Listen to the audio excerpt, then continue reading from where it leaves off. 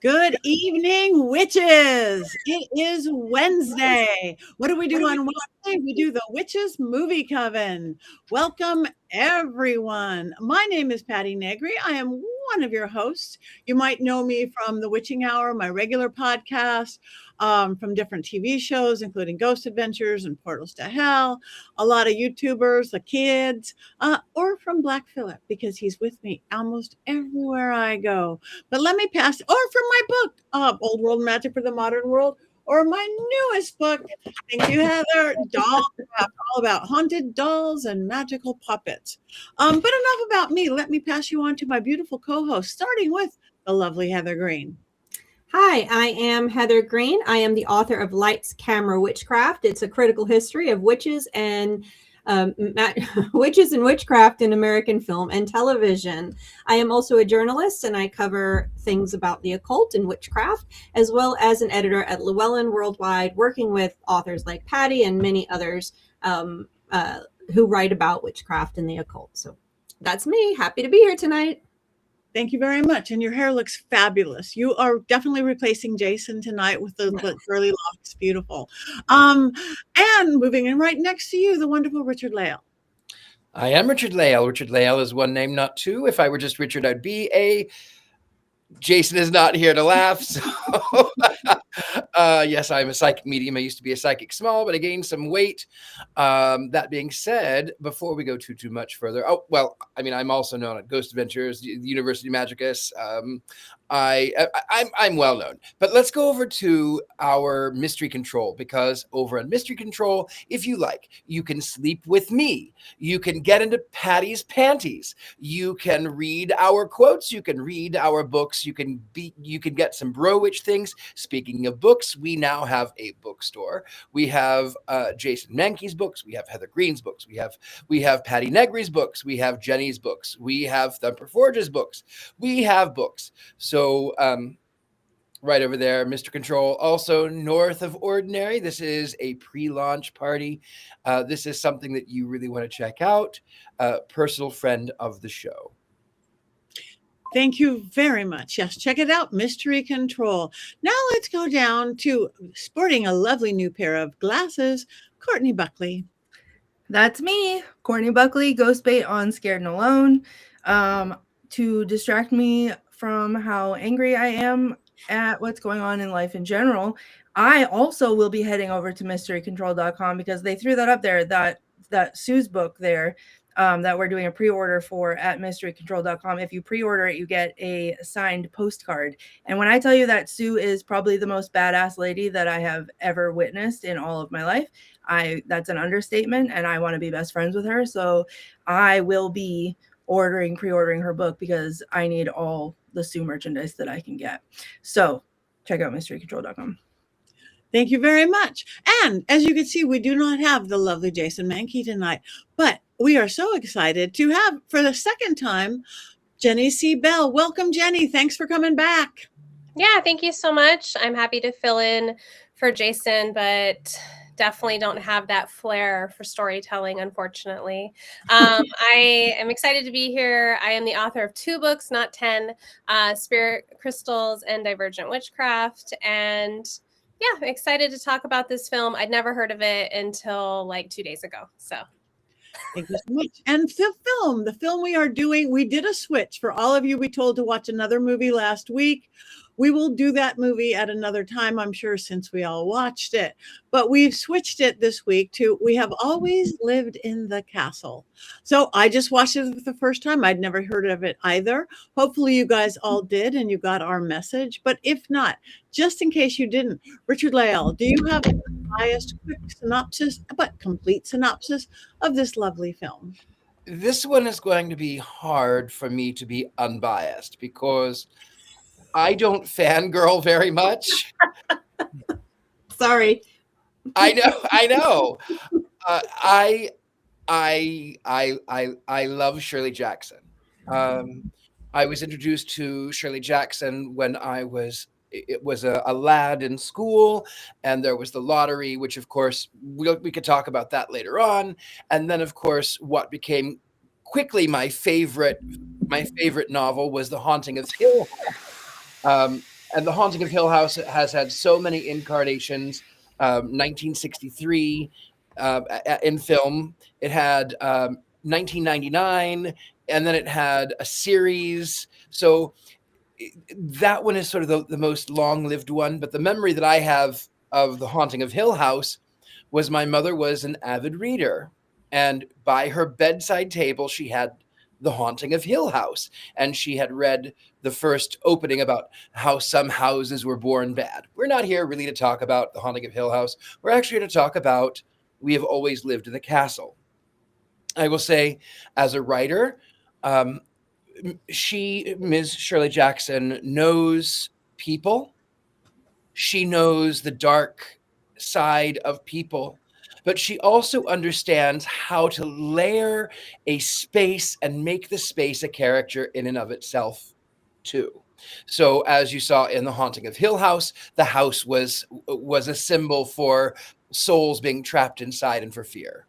In We Have Always Lived in the Castle, the house becomes a symbol for stagnant lifestyle and closed doors, closed minds, closed windows, a blockade against the outside world.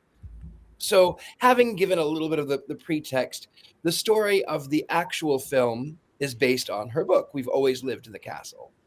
And the story is about a couple of young ladies, Mary Catherine and Constance. Mary Catherine and Constance, Merricat is how she's addressed. Merricat and Constance are sisters who live with their invalid uncle and a cat named Jonas. They live in a recluse away from a little town in the middle of nowhere, a town that was hit by the Great Depression, the end of coal mining, and poverty. Now, the Blackwoods have always lived in this house. They have lived here for generation upon generation in this little town. And the house used to be more open. The Blackwood Forest has a driveway that circles through the entire little town. And it used to have an outlet that would go right down Main Street, and then it would go off the highway. And people would actually take their driveway into the town until about 5 years before. 5 years before, a tragedy struck the family. It was the death of mother, father, and in the book, baby brother, auntie, and paralyzed the uncle. Because of this, the town blamed the older sister, Constance, for poison.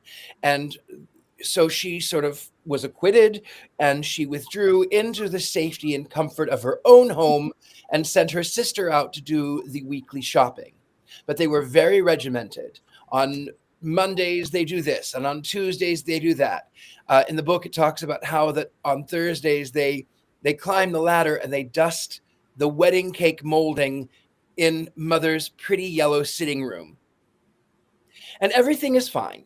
The one girl, she is autistic coded, and she has a special interest in witchcraft, magic, potions, poisons. And she, Merricat, will go into the village for Constance and get the weekly rations.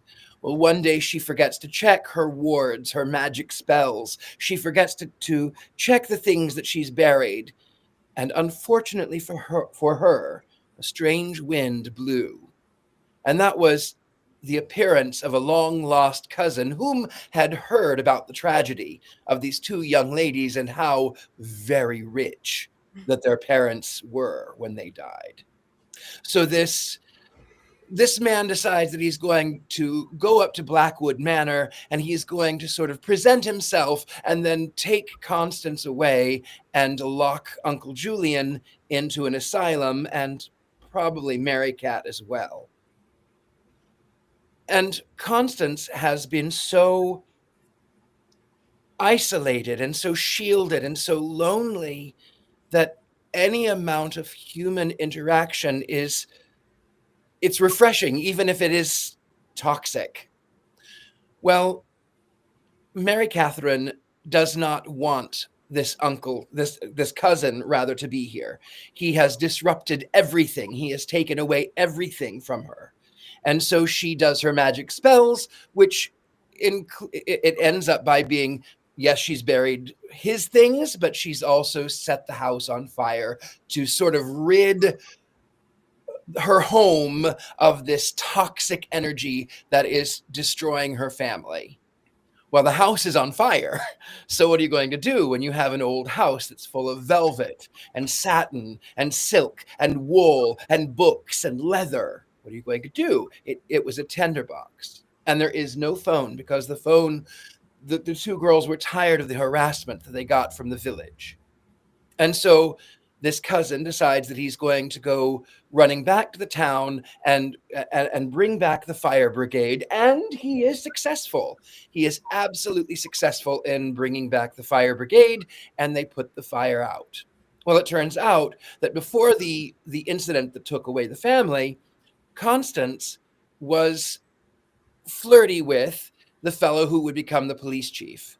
He had lost his car, he lost his family, he lost his love, he lost his job, and then he was bitter. So he, as a fireman and a professional, put the fire out and then turned and incited the crowd into violence. It was already a tinderbox, and he picked up a rock and he smashed it through one of the windows. And like rabid dogs, the villagers began to throw rocks. They began to be marauders. In the book, they topple over the harp that Constance played. In the film, she plays the piano, but in the film, they throw her harp out the window, which is what the mob mentality does, is to destroy art and beauty and things that are they just destroy. And so Constance and Merricat have escaped to the moon, which was, in the book, it was the old hunting lodge behind the house, which in this one doesn't exist, but it is her safe space under the tree. And when she's on the moon, they are safe. And they go back into the home, and it's all burnt out. And so they start putting things back in order, because that is who they are. That is what they do. We are Blackwoods. We put things in order, which is what Merricat says at the beginning and the end. And they put things in order, and then the townspeople begin to realize how evil, how stupid, how vulgar, how vile, how disgusting, how displaced their hatred was. And they apologize the only way they know how, with food, with supplies. They'll knock on the door and they will say, well, I broke one of your chairs, and, I'm really sorry about that, as if the chair had anything more than a symbol of destruction or a symbol of taking what wasn't theirs. And then, much like in the book, the cousin comes back, and he is trying to get into the house. Well, in this one, he does get into the house, and he attacks Constance in his rage, and then Mary Catherine takes a snow globe, and she puts his lights out permanently. She puts him to sleep. And then they live in the castle, and in the book, the vines have grown over it, and the old house begins to look like that of a castle. In this one, it doesn't give you that much time. In the book, the cousin comes in, and he's trying to come back and get the money, but then his driver is like, come on, leave it alone. The girls, they've gone through enough, and they drive off. But not in the film, which I actually think is a better ending. That is the spoiler. That is everything. And before I go too much further, that's it. Thank you. Thank you. That was one of your more lengthy, involved, beautiful synopsis. There might be a little bit more information we could get, though, so we'll turn it over to Heather Greene. Yeah, let me go through a few things. First, it's a 2018 movie directed by Stacy Passon, and it was written, obviously, Shirley Jackson, the original book, which I'll talk about in a second, assisted by another writer who adapted it for the screen. The budget wasn't available, so I don't know how much it made, but it was, I think the I think the box office was like 80,000, no, 80 million. But I don't know in relation to the budget, which hadn't been reported. So I believe it was reasonably successful. I think it has mixed reviews based on whether you've read the original books or not, is what I'm sensing from people. It's not, it didn't smash things. We didn't see it at the Academy Awards. It's kind of like Jenny said, she never heard about it until recently. And that's, I think that's more common. I don't think you're alone in that, Jenny. So basically, let's go to the original book, because I think that's the first key piece you need to know about. Richard-Lael already did a beautiful job mentioning Shirley Jackson, tribute to her, and we've seen some pictures. So this came out in 1962. It was released. This is her final work before her death, and we'll talk about that in a second. And it is considered her masterpiece. We Have Always Lived in a Castle. However, this was not her first book. She started after school as writing for the New Yorker, which, if you know or read the New Yorker, you know how prestigious that is. She married someone also who worked for the New Yorker, or who wrote for the New Yorker. She did other books like and I can't read my heading. Road Through the Wall. Is 1948, The Haunting of Hill House, which we've already mentioned, 1959, and several other books, a number of other books, plays, etc. But she unfortunately tragically died in 1948. She had a heart condition or a heart attack, and she died peacefully in her sleep, luckily. But it was tragic. Not 1948, at the age of 48. Sorry. I scribbled really fast today, so my notes are a little chaotic. And The Haunting of Hill House is considered one of the best ghost stories ever written. And again, a top novel, okay? Top world class. And this was voted the best book in 1962. So she is well respected for her storytelling, for everything Richard-Lael has already mentioned. And these books have been turned into movies, several of them. We've already saw the Haunting, which is The Haunting at Hill House. We have 1963, 1999. There was a TV miniseries. I believe we're going to review that film sometime this year. I think it's on the list. The Lottery was turned into a movie, 1969 and 1996, a TV movie. The Bird's Nest was called Lizzie in 1957, plus we have what we're looking at today. So you have, she has a legacy that stayed with us and has come to film for us to enjoy if we're not readers. Let's mention a few of the actors here. Taissa Farmiga, she is Merricat. I know her from The Gilded Age immediately because I love that show, and I was watching it recently, binge watching it. So of course the face is very familiar. She was also in The Nun 2 and a number of other movies. As I said, most recently, you probably recognize her from The Gilded Age. Alexandra Daddario, we have done Mayfair Witches. Of course, she was in that, one of the witches in that TV series.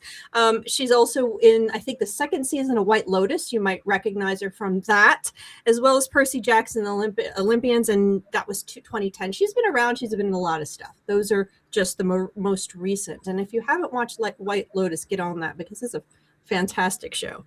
Chrispin Glover, who doesn't love Chrispin Glover? Of course, I see him and I immediately think of Back to the Future because I'm of that age. But he was also in People vs. Larry Flynn, Charlie's Angels, Alice in Wonderland, and a host of other films. I'm sure we all have our favorites here and there. There he is again. So he is Uncle Julian, and a fabulous actor that is very recognizable. Sebastian Sam, of course, very recognizable from being the Winter Soldier. There he is. Probably his most recognizable role. He was also in The Apprentice. I'll leave it at that, and a number of other films. Sebastian Stan is also very popular and very recognizable right now. Paula I can't read my handwriting. Malcolmson, it's probably up here. Is it there? Malcolmson. She plays Helen. I couldn't figure out what her accent was here. She's originally from Ireland. She was in Green Mile, AI. You may recognize her as Katniss's mother from the Hunger Games series of movies. Tombstone, she's been in a number of things. So those are some of the actors you see, recognizable faces, probably from recent shows that you've watched or movies. This is a really quick one. Hold on, that was number 3. So number 4, really quick one. This was filmed in Ireland, in a couple of cities. It was not filmed in the United States, but it is supposed to take place in a small New England village. Now, if you guys have ever heard me talk about witch films and you ever hear me talk about spooky films and haunted films, Hollywood loves that setting because it sets the tone. It cues the audience.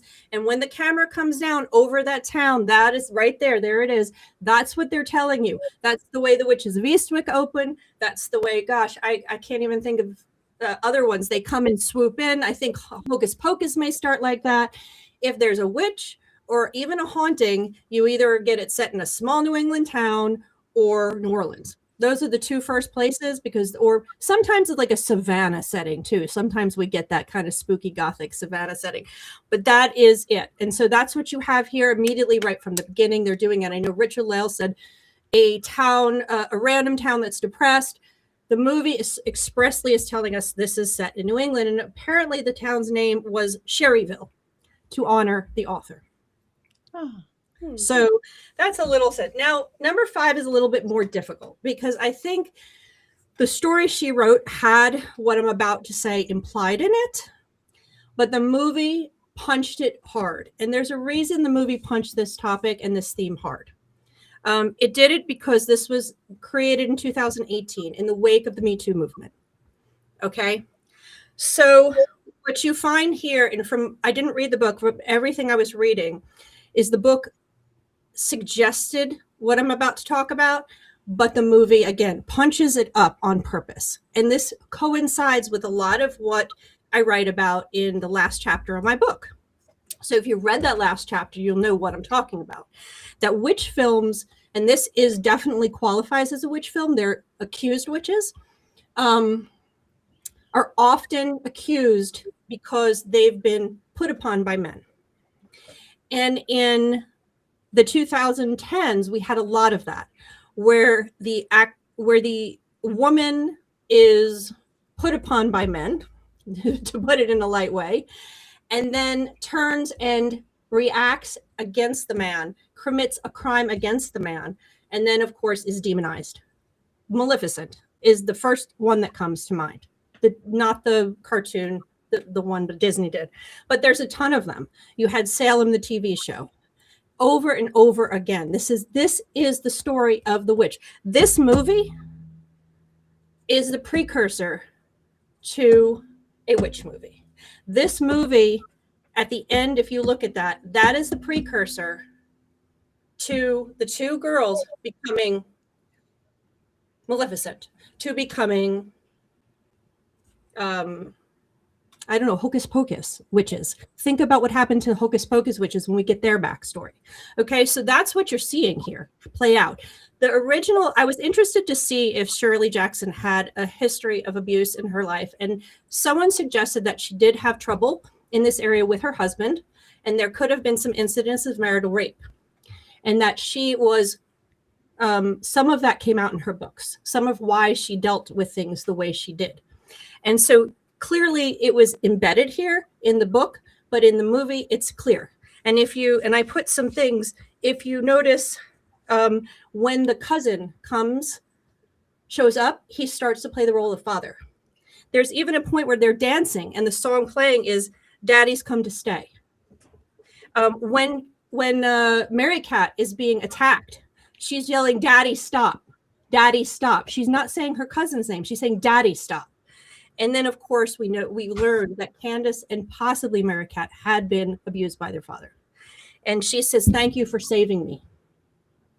And this is, like I said, it's punched up to the point where you start to get the revelation of that ending becomes very powerfully emotional and changes the film. It's not a horror film then. This is a survivor's film. And that castle was first the trap for that pain. They were trapped there with it. But then it became the cage that protected them. And they will stay there. And it's a survivor's film. And, their relationship with the house is very interesting because it was their trap that kept them as victims. But now glued to it. So we can talk about that thematically. And the more I talk about this, the more I'm going to start tearing up because it became very powerful. Anyway,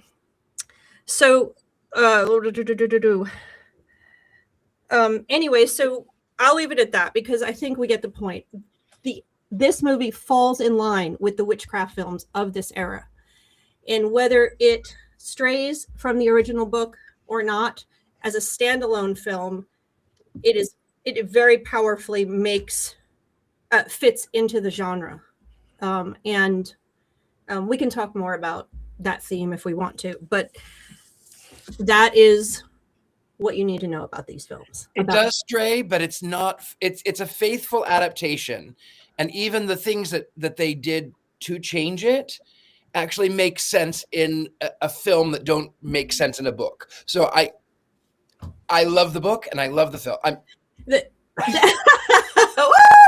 Well, I will say that if they did stray, they really stayed tight to the storytelling. And she's a phenomenal storyteller. That I know, even though I haven't read all the books like you have. She's a phenomenal storyteller. And so you could see how tight this story is. So they must not have gone too crazy with it. I would, and I understand some of those, themes are actually very subtly written into the original, but they're not but that was 1962. It was a different world. And to even speak of rape or abuse by family members or by men or anything in 1962, it's heavily implied in the book. Yeah. So, it's the same reason Bell Book and Candle is masked. It had to be masked to be able to express your express living in the gay community in New York and in the 50s. It had to be masked. So I'm assuming this was masked as well. Topics that could not be spoken of. So, Courtney had something to say. Oh, yeah. I am locked in, and I now need to talk, because something very interesting just happened. And Heather, that was really validating, to hear you talk about that, because full disclosure to everybody, life happened this week. I did not get a chance to sit down and watch this movie fully. I watched about 20 minutes to start with, and then maybe 30 more after that.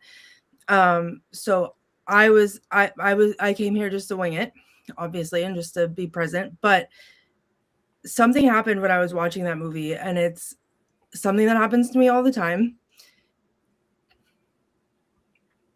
And it's like my least favorite game to play. So as a survivor of sexual abuse, it was my dad. I sometimes see that in other people, or I see that in very subtle ways in movies or in characters or whatever. It just gives off the vibes. Like I cannot explain it. I cannot anything. So I didn't get to anywhere in the movie where it talked about this. It was literally, were they sisters? They were sisters. They're sisters. Yeah. Again, barely understanding this. It was the way in their interactions with each other. It was in the way that the girl just was behaving around the house. And then I felt uneasy and I couldn't put my finger on why. And then the uncle showed up. And as soon as the uncle showed up and her reaction to, I think she was holding the cat, and him coming near her while she was holding the cat. Oh, the cousin. Sorry, not uncle. Yeah. The uncle was living with them. Right. So the cousin comes and she's holding the cat, and he comes up to her and says, like, we're all three of us going to be very good friends or something. And her face, and I was like,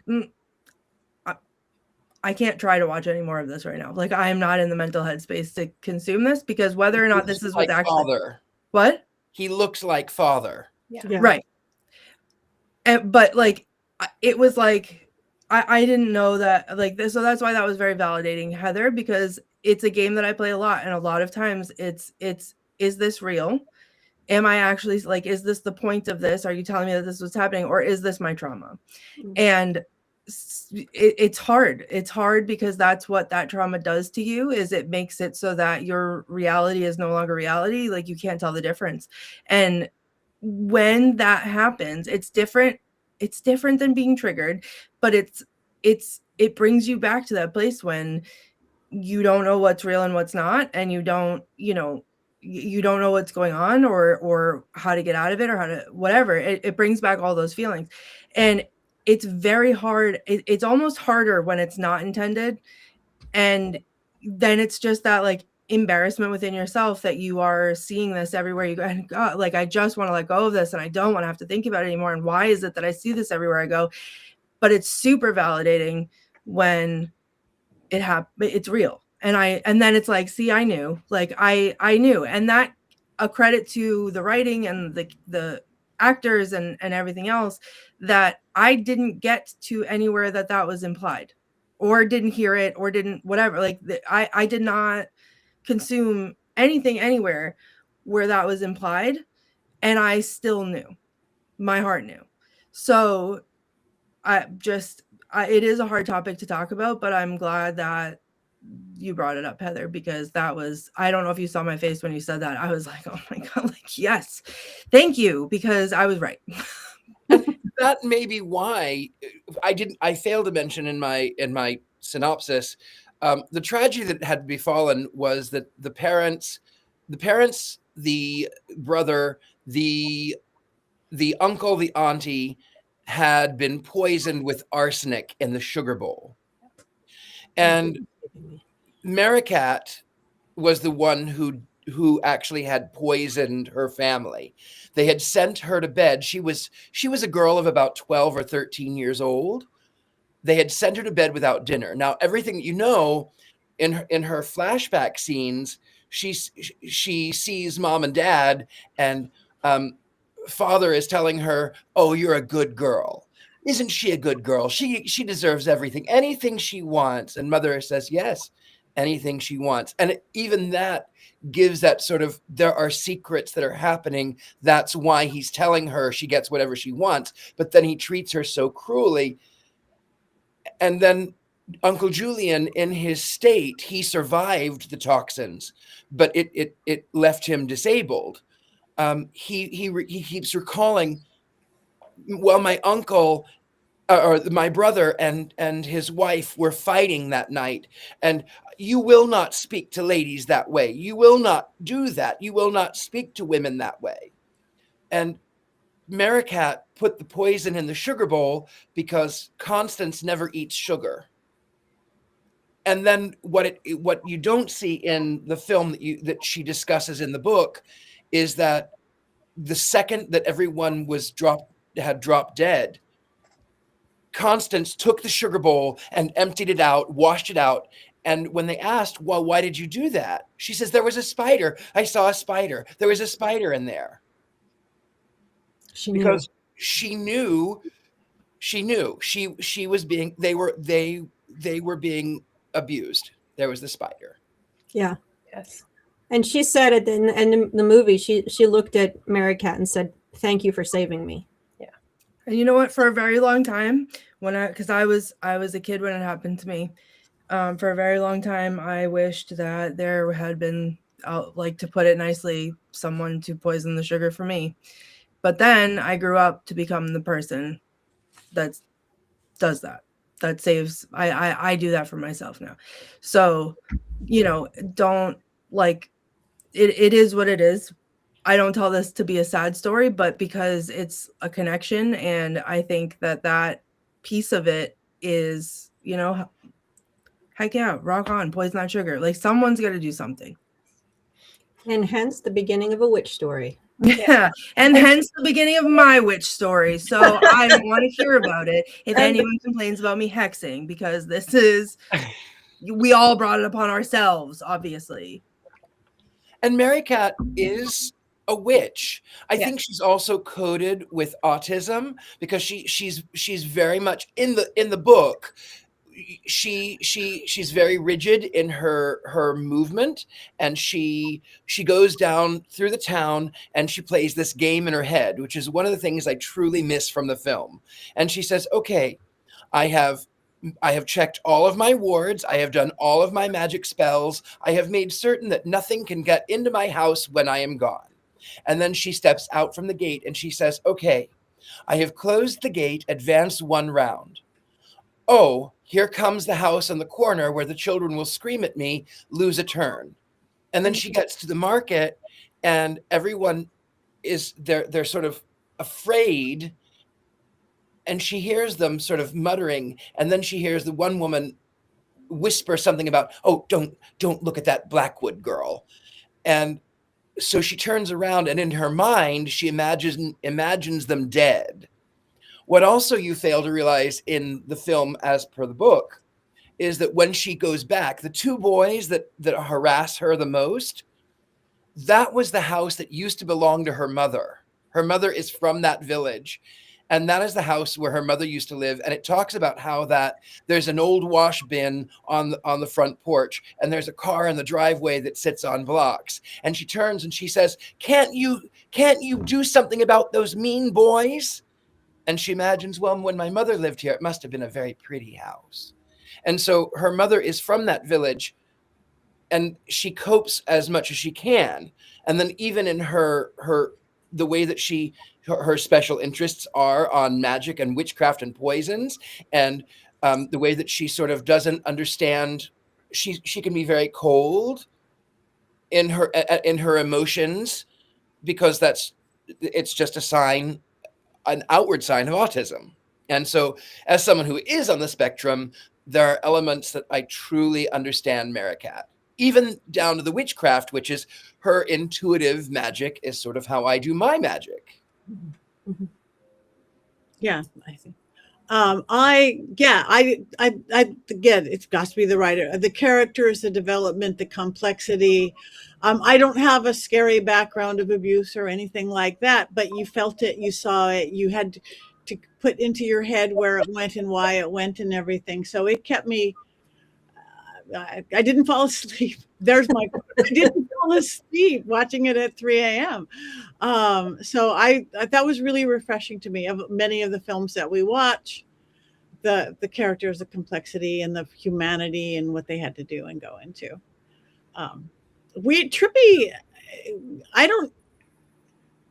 The whole style, it was like a painting. The whole thing was like a painting. Color was beautiful. Yeah. So somebody else jump in. That's all I wanted to jump in right there. Sure, yeah. I wanted to talk a little bit about the ending, but before I get to that, I put on my literature major hat.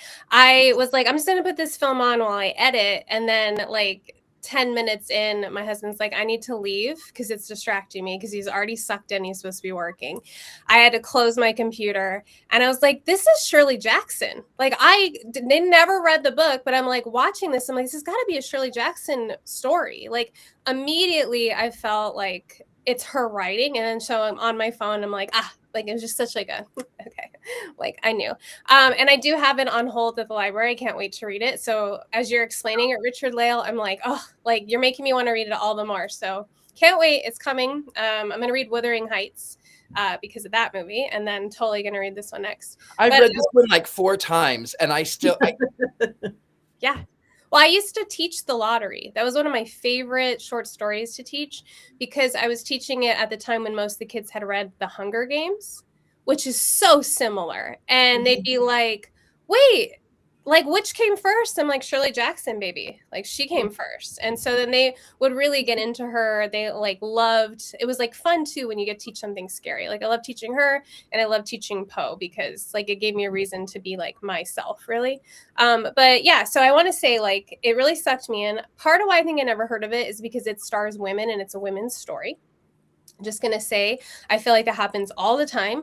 I'm like, as a woman who's raising a woman, I'm constantly like trying to find films, and have been doing so since she was a little girl, where women are the main characters, where women don't need rescuing. And it's hard. There's a whole book called Cinderella Ate My Daughter. And it's all about that. And it's about trying to raise like a feminist girl and trying to like not do all Disney princess, and made me turn a lot to anime. So that's probably why I didn't hear of it. It's a women's story, and that often just gets like no awards, no praise, doesn't get pushed out as often. And so I was pleasantly surprised by like how well it was done. But I did want to bring up the ending. So the house, as you explained, like goes up in flames, right? So in witchcraft, we use fire a lot to purify. And then they clean everything and they both wear pure white. And I think that I was like, oh, like I loved the ending to that because it was unexpected. Like you think they're going to don black and maybe be mourning their uncle because that's what they're supposed to do, or whatever. So I wanted to bring it up to everybody that like saw the ending. Like, why do you think that they chose to have them wear white? And also, is that in the book? It doesn't describe what they wear at the end, but I think it's a wonderful addition. The house burns, absolutely, but it doesn't talk about their wardrobe when they're cleaning the house. So I think it's brilliant. Yeah, I thought it was interesting choice. I think it's a starting fresh, almost the same way. And I keep going back to Maleficent because there's so many stories at this point that are exactly like this theme, where the women are abused and then they go through a transformation and then they start their life fresh. Now, of course, Maleficent goes from brown clothing through into the black true witch form as her new beginning. But here you have white. White is a color of ritual in many religions, and also purity in Christianity and main culture. So I think you have a bunch of stuff. I think it's interesting. I think their use of color and costuming is phenomenal throughout. If you notice, Merricat is always in sort of patterned and muted colors, whereas Constance is always in these bright colors, setting her off, greens. You have so much color. But the ending I have mixed feelings about, because you have this empowerment, yet you have the house as the trap still. This is the place that trapped them into their abuse. So are they trapped there and they feel like they can't get away because that's sort of being attached to your abuser type of situation? Or is it that it's now been burned and now they're reclaiming the space? I think it's more that one, because in the book it expressly talks about how the time goes on and the vines have overtaken the home, and now it looks like a castle that she always wanted. Now they're Elphaba.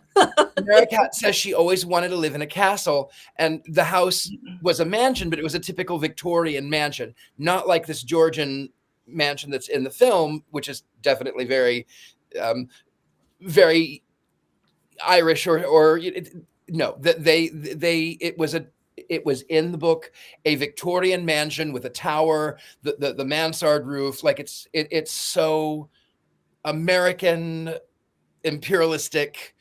And then when the roof is gone, it and the vines have grown, it looks like a castle. Yeah.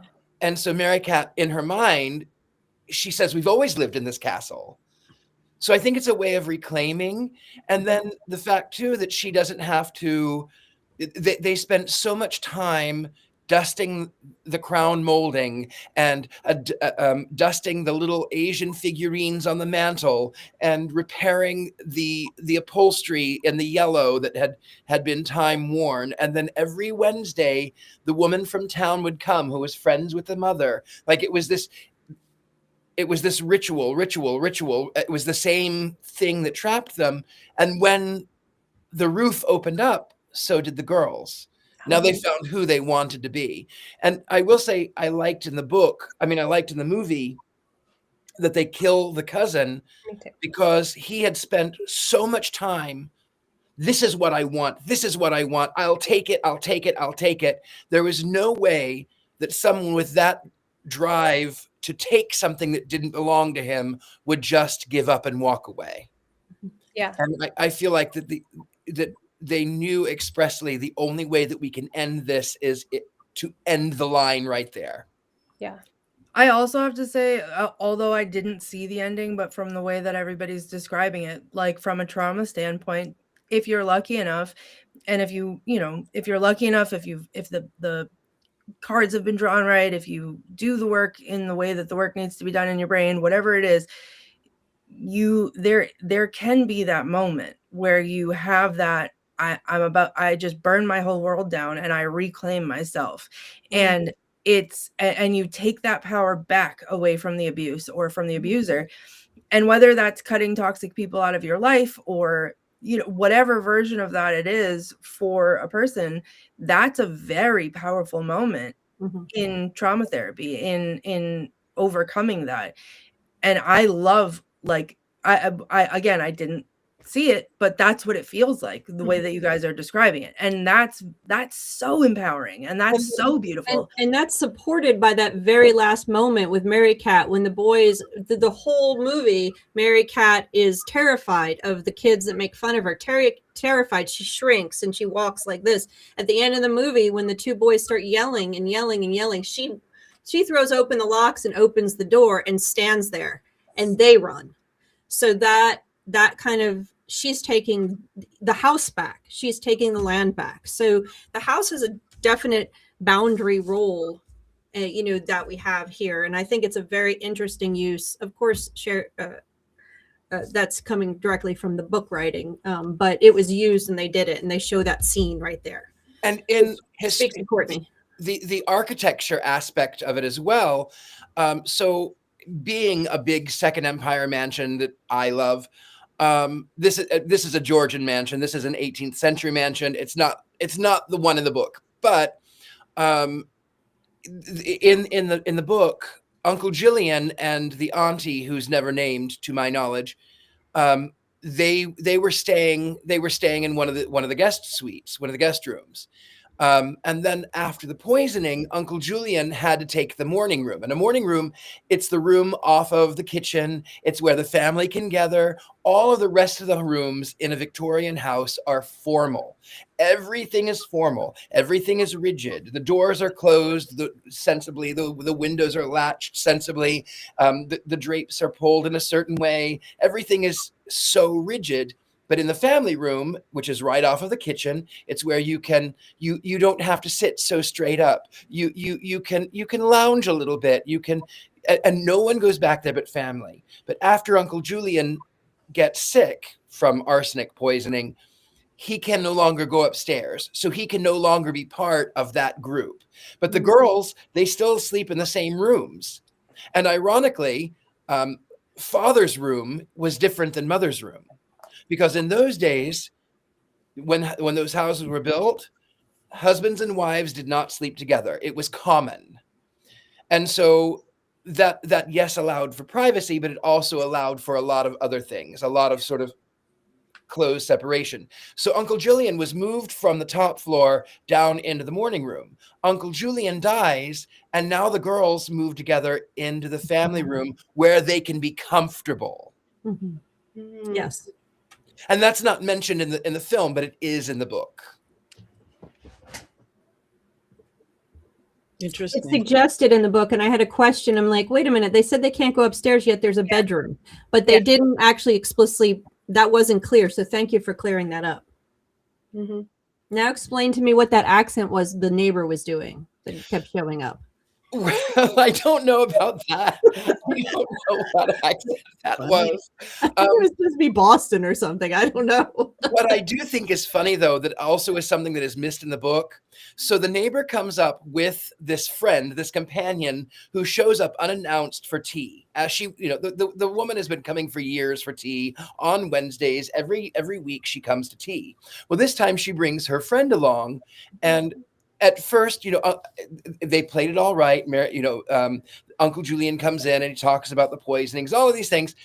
In the book, though, Mary Catherine goes in to get the sugar bowl, and she says to the woman that she doesn't like, she says, "Why are you here in my house?"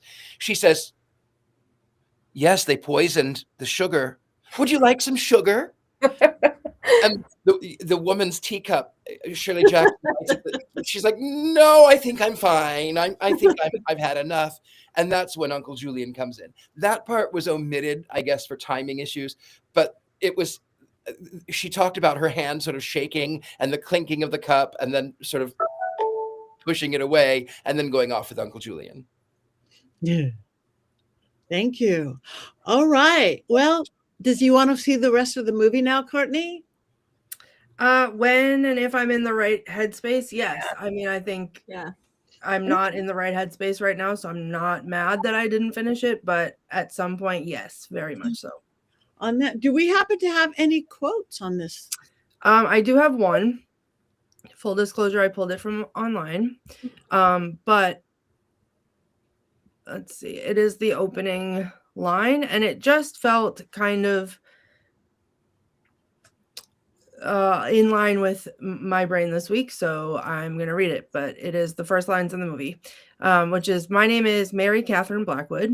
I am 18 years old, and I live with my sister Constance. She is the most precious person in the world. The Blackwoods have always lived in this house. We have never done anything to hurt anyone. We put things back where they belong, and we will never leave here, no matter what they say or what they do to us. Never. But a change is coming, and no one knows it but me."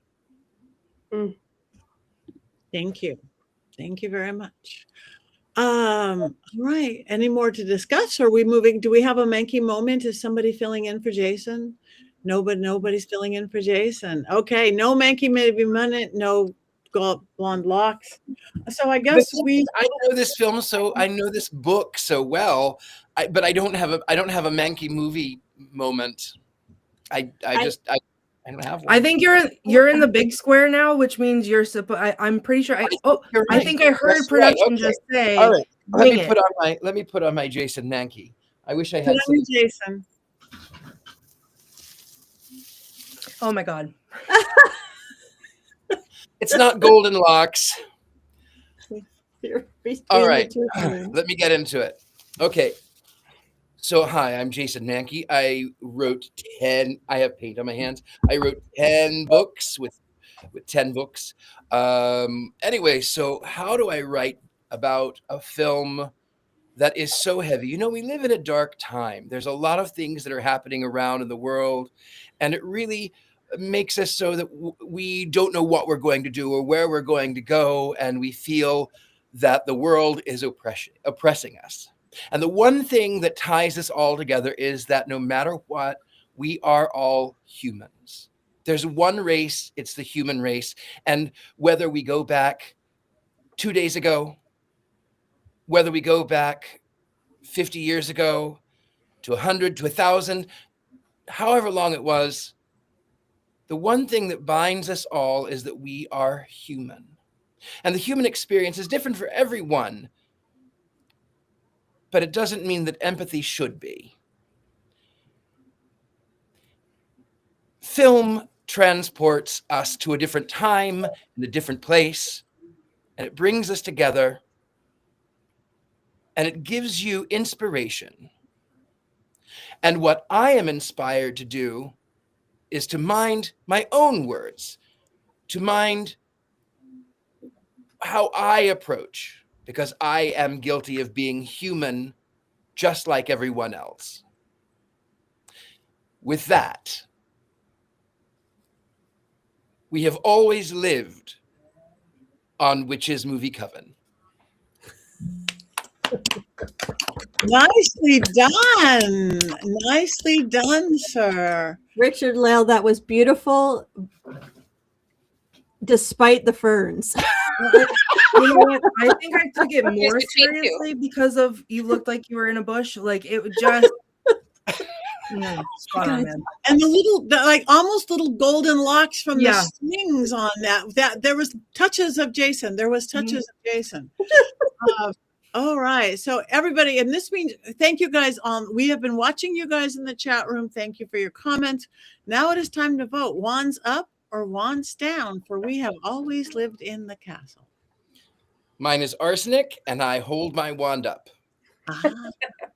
We are unanimous wands up.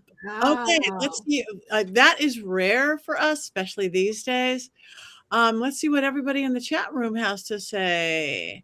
We'll go in the killing trees. Oh, you know, I almost said it, but I thought in my brain, Colin's got my back. He knows what I'm thinking, so. Wand is way down. Robert's got a way down wand. Okay, yawn, appropriate horns. We got horns up, gold wand up. Okay, Robert, without having to explain, do you want to say why it's a super wands down? Was it just the heaviness of the movie, or what? Anyway, just as valid as all of ours. Up, wands up for a movie I did not watch. That's thankfully by the sound of it. Wands up for the movie, and up. So up is definitely windy. The down is a very distinctive down. And what are we going to watch next week? Brace yourselves, everybody, because it's time for Wicked 2. Yay! We are going to lighten it up. Yay! Yay! Why not? It's sort of the same topic. It's the second half. If this one had a second half, it would be, if there was a second one, it would be Wicked 2. Okay, there we go. I haven't seen it yet, and I'm a big fan, so I finally get to watch it. I'm sure I will stay awake. So you guys, everybody go watch Wicked 2. Wands up, I love it. Robert did not watch it earlier. It sounds great. Okay, so it's a secret why Robert is. We have one wrong wands down, but he is an avid one of us, so we love you anyway, Robert. No hexing today because life's too scary to hex today. Oh, well, that's not true, actually. There has been some hexing, maybe not today, but I have done a freezer spell within the last several days, very violently with spit involved, for things that may or may not belong in a freezer that have been put back in a freezer. So very violently. Not towards any of us, though. No, I used up all my hexing anger, so there's none of it for this movie, because I used up all that energy already. So everyone in the comments is safe whether they agree or disagree. I don't have the energy for it this week because I put all that energy into a freezer spell. So okay, good for you. Again, yes, there's so much other to worry about these days. And what we are doing, and we are being very good. And that's it. We have 3 minutes left. So I think it is, I have Peacock so I could watch Wicked 2. Haven't seen it yet. I don't know where I'm going to watch it, but I'll watch it. It must be everywhere. I know we check those things out. So I have something to promote. Oh, that's what I knew. You guys, sleeping at 3 in the morning. I am not brushed my hair today.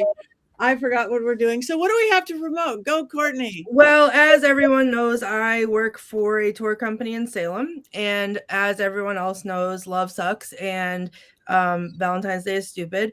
So I wrote the anti-Valentine's Day tour along with, some other fine folks at Salem Night Tour. And we are presenting it this year on the trolley. So you can come and visit us. If you go to salemghosttours.com, you can look up tickets. But just to give you the little rundown, it is back and more bitter than ever because this is not our first year doing this. The Anti-Valentine's Day Tour, the only after dark trolley ride exploring romance gone wrong in Salem's twisted history. It returns gothier, gloomier, and laugh your guts out funnier. Come be miserable with us during the first 2 weeks of February, whether you're on a solo date, trying to impress your new ghoul friend, unhappily married, or having a single witches night out. It is the perfect pity party. You will begin your evening in the Halloween Museum gift shop, ideal for spooky photo ops, pre-gaming with hot chocolates, and glaring at other guests, which is my favorite part.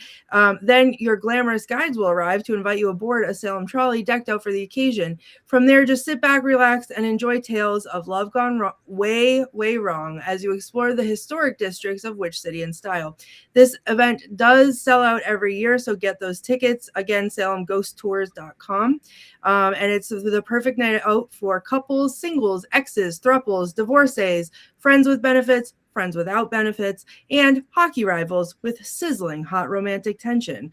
So enjoy and come check us out. And if you do decide to check us out, you may see me down there causing all kinds of trouble and making horrible jokes about how love is stupid.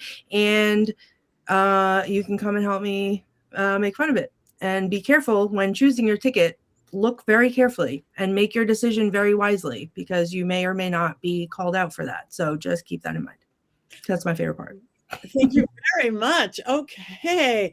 Anybody else have anything coming up that they want to talk about this next week? I'll just jump in real quick. And before I mention, I know we're running late here, but I just want to mention somebody asked about Sinners winning the Oscars. We are going to be doing a special Oscar episode you can see on March 11th. So we'll talk about our favorites and our worst and our all of that stuff on March 11th. So that's our special show. And we'll definitely rock in our hopes for Sinners, of course. At least that's my opinion. But I am going to be at Sacred Space and Between the Worlds in Maryland. I can't remember the exact dates. I think it's mid-February around President's Day weekend. And I'll also say that Jason's going to be at Convocation the same weekend, two of the biggest pagan witchy events of the year. And then Patti and Jason and I will be in March around the equinox all together at Paganacon, another one of the biggest indoor conferences. So we'll post dates and everything. Go to our socials